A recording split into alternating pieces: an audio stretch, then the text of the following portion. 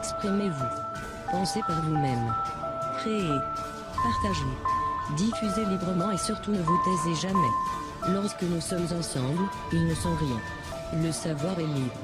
Nous sommes Anonymous. Nous sommes Légion. Nous ne pardonnons pas. Nous n'oublions pas. Mes salutations à tous. J'espère que vous allez bien. C'est le moment. Le pire cauchemar de l'État profond devient réalité.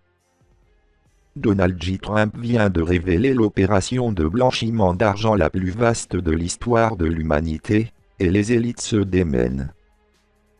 Les 350 milliards de dollars que Biden a injectés en Ukraine ne sont pas seulement de l'aide. C'est l'épine dorsale financière d'un réseau criminel international, et Trump est sur le point de le débrancher. La prétendue guerre en Ukraine est un front monté de toutes pièces, un conflit fabriqué, créé non pas pour vaincre la Russie, ni pour défendre la démocratie, mais pour servir de plus grande caisse noire financière à l'élite mondiale, à la machine de guerre et au projet secret du budget noir qui se déroule dans l'ombre depuis des décennies. Trump le sait, et en exigeant le remboursement, il a officiellement déclaré la guerre aux seigneurs financiers de ce monde. Le mensonge de 350 milliards de dollars. L'Ukraine était la couverture d'une opération de vol financier mondial. Décomposons cela en fait froid, dur et indéniable. Biden et l'État profond ont injecté 350 milliards de dollars dans l'Ukraine sans surveillance, sans responsabilité et sans aucune obligation légale de remboursement. Pendant ce temps, l'Europe ne contribuait qu'à hauteur de 100 milliards de dollars, et sous forme de prêts. Elle a structuré son financement de manière à protéger ses propres intérêts financiers, tandis que le gouvernement américain distribuait des milliards sans espérer en recevoir le moindre centime en retour. L'Ukraine n'a jamais été conçue pour être défendue, elle a été sacrifiée. Le pays a été choisi il y a des années pour servir de machine à blanchir l'argent de la Banque mondialiste. La guerre a été mise en scène, le conflit prolongé et le financement orchestré dans un seul but de voler autant de richesses que possible avant de faire s'effondrer le système. Aujourd'hui, Trump exige le remboursement de son argent, et l'élite ne peut pas permettre que cela se produise. Le véritable objectif de la guerre en Ukraine, un front pour un gouvernement fantôme.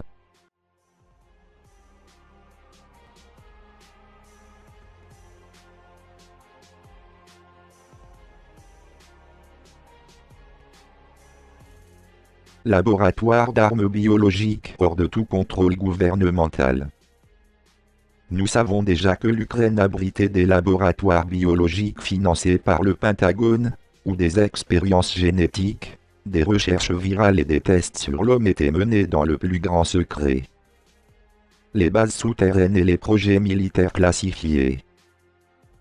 Parce que l'Ukraine abrite certaines des bases militaires souterraines les plus secrètes, où sont développés des tests d'armes illégaux, des guerres d'IA et des technologies de combat de nouvelle génération.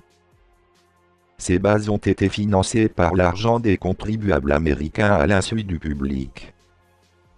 La volonté de Trump de mettre en place un contrôle financier révélerait ces projets et les arrêterait définitivement. Un système de blanchiment financier pour les sociétés de l'État profond. Qui a vraiment été payé? Pas le peuple ukrainien.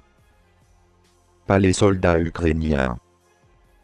Les 350 milliards de dollars ont été acheminés par les canaux gouvernementaux directement entre les mains de sociétés corrompues, d'entreprises de défense et de banques mondialistes qui utilisent l'Ukraine comme leur vache à lait personnelle. Lockheed Martin, la plus grande société en armement militaire.